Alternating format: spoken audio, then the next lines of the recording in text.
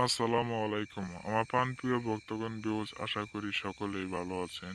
আমি তান্ত্রিক গুরু শাহিন শাহ আপনাদের মাঝে একটি পাওয়ারফুল নস্কা নিয়ে আবারও হাজির হয়ে এলাম। এই নস্কাটির নাম হলো নারী পুরুষকে চতুর্থ চকবার।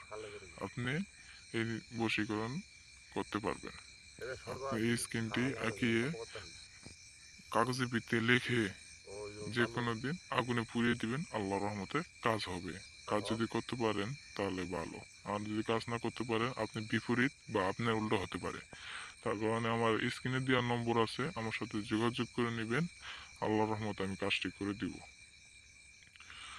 ইনশাআল্লাহ।